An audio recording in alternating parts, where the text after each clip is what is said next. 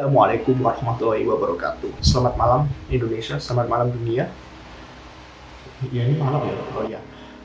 Nama saya Kevin Mesodrita atau biasa dipanggil Kevin atau ya itu sapaan saya.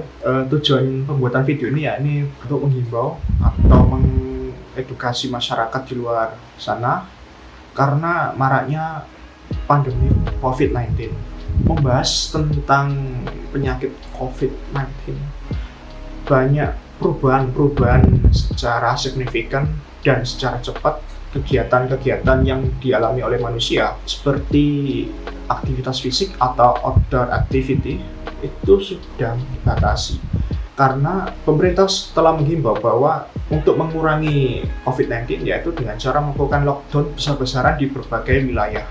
COVID-19, Coronavirus Disease 19, atau biasa disebut virus corona, pada awalnya terjadi pada 30 Desember 2019 di kota Wuhan, Tiongkok.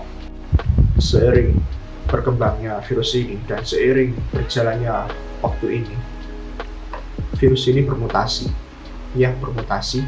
menjadi varian Delta dan konon katanya virus ini semakin mematikan, apalagi pada saat ini pada tanggal kalau sekarang ini 4 Juli 2021 ya, banyak sekali yang terkena virus ini, bahkan hingga memakan korban jiwa.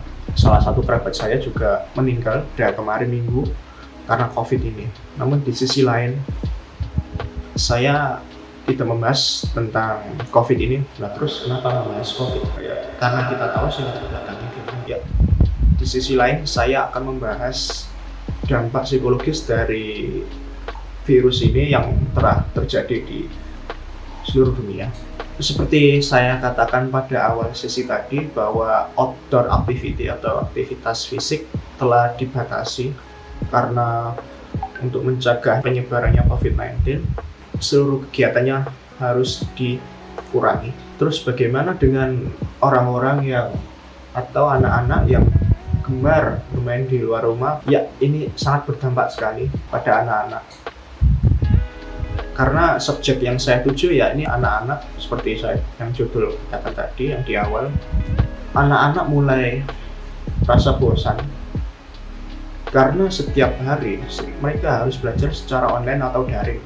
Ya, tahu sendiri kalau manusia ketika berada di rumah akan merasa cepat bosan. Mereka akan mencari segala aktivitas sesuatu yang membuat dirinya agar tidak bosan.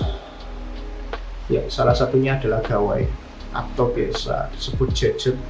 Penggunaan gadget tidak terjadi pada hanya orang dewasa saja, namun anak yang berusia 4 tahun bahkan sudah memiliki gadget atau handphone. Menurut data dari PKRS atau Promosi Kesehatan Rumah Sakit mengatakan bahwa di Indonesia memiliki sebuah survei menemukan bahwa 50,1% ibu-ibu menyebutkan bahwa anak sering uring-uringan jika dipisahkan dengan gadget. Kemudian sebanyak 46,1% anak-anak memberikan respon sama sekali ketika gadget diminta sementara waktu.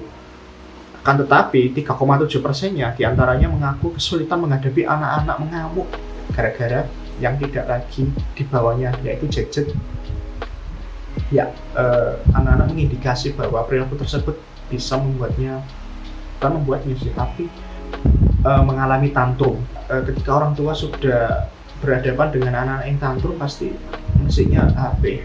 Ya, solusinya HP, biar anak itu bisa tenang dan diem. Dan ya, suasana kondisi di rumahnya bisa santai. Setelah data yang dipaparkan tadi, maka dari itu gadget merupakan suatu keharusan bagi masyarakat yang harus dimiliki, entah itu dari remaja, dewasa, anak-anak, karena revolusi industri 4, teknologi yang sudah semakin canggih, maka tidak heran sih kalau seluruh kalangan telah memiliki gadget.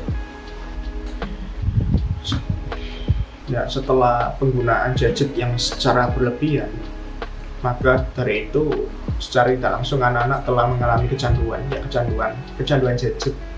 Maka dari itu saya membuat video ini ya, ini sebagai psikoedukasi atau menghimbau dan memberikan edukasi kepada orang tua khususnya agar bisa mengimbau anaknya atau mencegah, mengatasi anaknya yang sedang kecanduan gadget. Sesuai judul, yakni mengatasi kecanduan gadget pada anak di masa pandemi. Saya akan memberikan tips atau cara supaya anak tidak mengalami kecanduan gadget. Ya, yang pertama adalah membuat jadwal. Jadwal di sini yang itu mengenai tentang proses kegiatan anak-anak selama di rumah. Bisa seperti aktivitas, ya seperti membaca atau yang bersifat edukatif dan menurut orang tua itu merasa cocok untuk perkembangan anaknya, atau bisa aktivitas belajarnya, aktivitas bermainnya, hingga tidur mereka harus bisa ditata dengan baik. Dan yang kedua, awasi, mantau seluruh kegiatan anak itu seperti apa, karena ya di masa online kan sekarang udah zamannya secara daring, entah itu dari kegiatan di sekolahnya sudah mulai daring, maka dari itu peran orang tua, entah ibu entah ayah, wajib memantau kegiatan anaknya selama proses belajar mengajar. Yang terpenting adalah orang tua tahu prosesnya seperti apa, apakah anak itu benar-benar sedang belajar atau tidak, atau malah sedang bermain game online. Kemudian berikan aturan yang jelas seperti jadwal tadi, ya aturan penggunaan gadget. Dalam hal ini penggunaan gadget bisa dibatasi. Seperti contoh, ketika anak sudah mengerjakan PR-nya atau sudah melakukan tugasnya atau sudah melakukan kegiatan selama proses belajarnya, orang tua bisa memberikan gadget, namun tanda kutip harus diawasi. Seperti tips kedua tadi, karena kita harus tahu kondisi anak itu seperti apa, entah itu dari detik, dari menit, dari beberapa jam, kita harus tahu. Ya, sekian tips-tips dari saya mengatasi kecanduan gadget pada anak di masa pandemi. Sekian dari saya. Wassalamualaikum warahmatullahi wabarakatuh.